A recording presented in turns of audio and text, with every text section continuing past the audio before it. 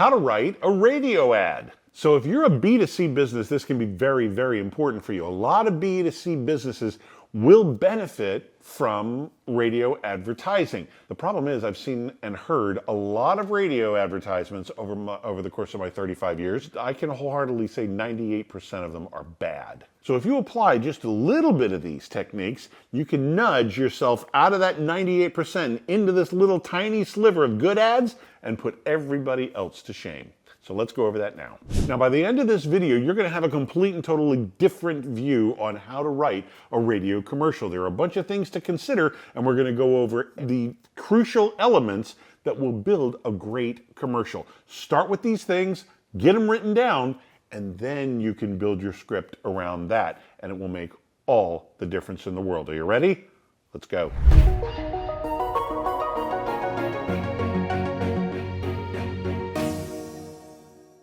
I'm Nick Natarella with AdWise Creative. I've been writing and producing and voicing radio commercials for the last 25 to 35 years, easily.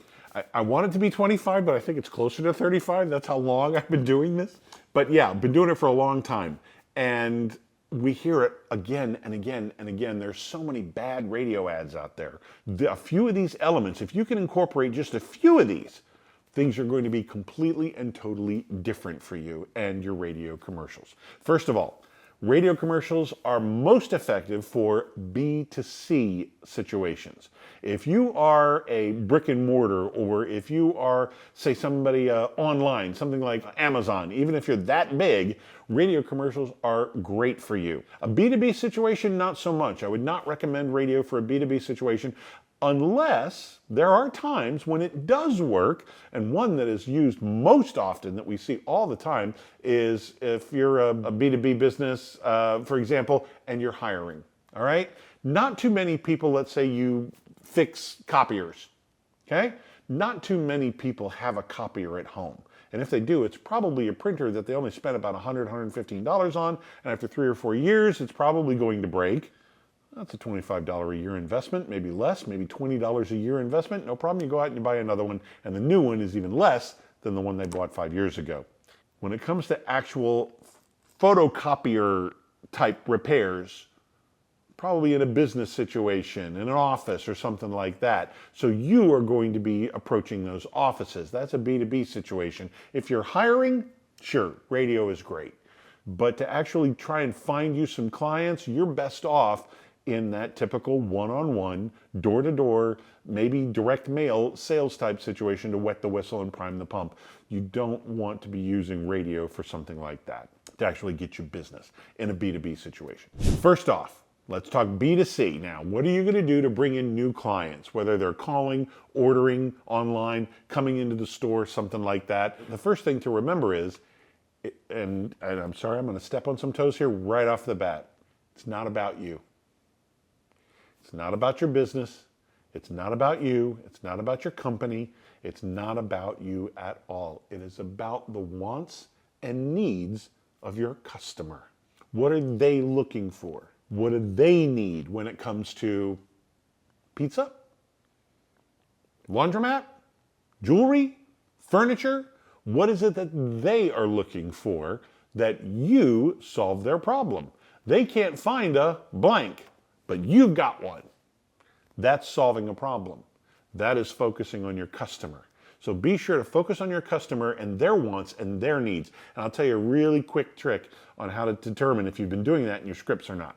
Go through the script, and I want you to count up how many times do you say we, I, us, versus how many times do you say you, your. Big difference.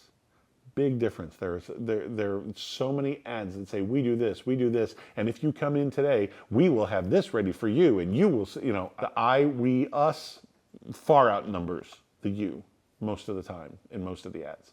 That's a great way. If you can make that shift, you've already put yourself well ahead of the pack. Number 2, think emotionally, not logically. Want is an emotion.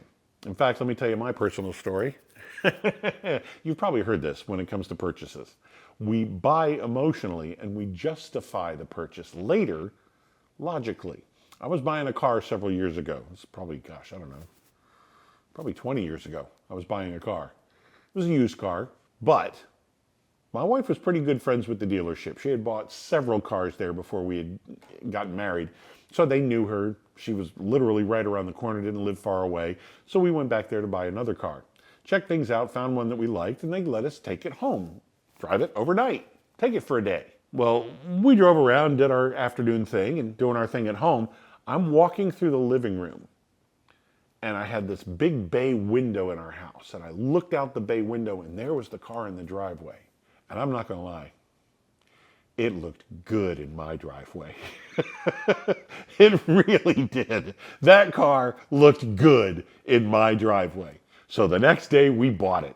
Now, I told all my friends that they knocked $1,000 off the price and lowered the financing interest rate, and we got it down to 2.5 years instead of 5 years, and blah, blah, blah, blah, blah. I told them all the logical number reasons as to why we got the car, but the reason why we bought the car is because it looked darn good in my driveway as I was walking through the living room. That's why we bought it. Speak to the emotional side, and then give them permission to buy, or give them the logical reasons as permission to buy.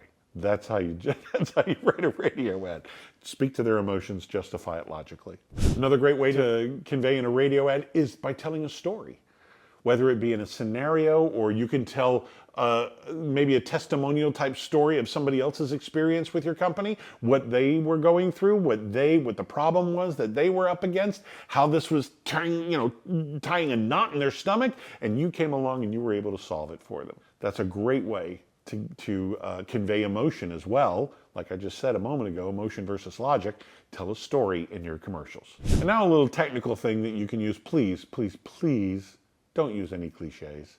Say them with me. You've probably heard them a million times. We treat you like family. We treat you like family. You're going to borrow $50 at Thanksgiving and not pay me back? Is that what you mean? We treat you like family? No, don't say that. Convenient parking. Well, no kidding. Everybody's got convenient parking. Friendly, knowledgeable staff, as opposed to the mean, dumb idiots that they have at your competition. Friendly, knowledgeable staff is table stakes. I hope you have a friendly, knowledgeable staff. You probably do have a friendly, knowledgeable staff. Those are basics.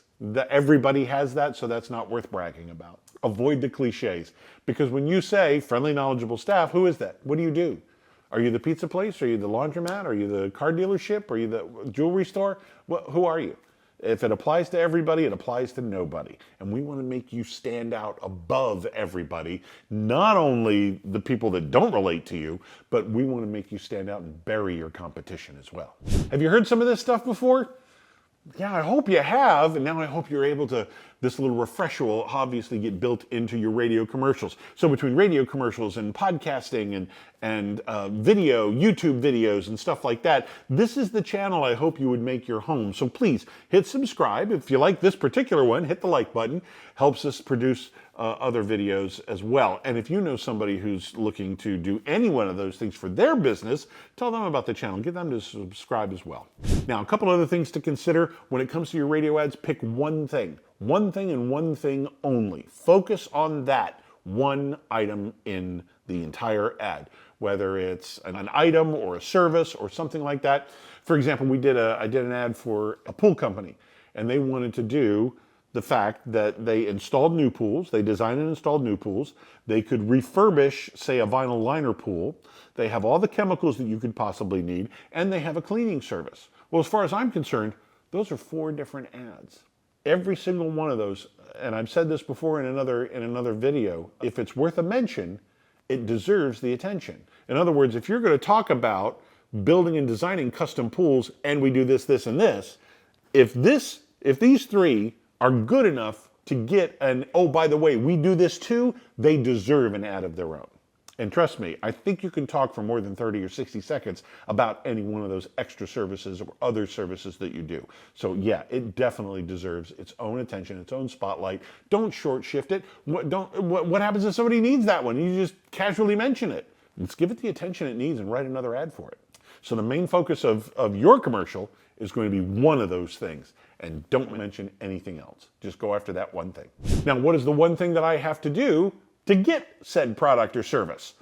Again, one CTA. There's so many times when you'll hear a call to action at the end of a commercial and they'll have 2 or 3 things. So stop by today or call 555-1212. That's 555-1212. 555-1212. And check us out on Facebook. What was that, 10 seconds?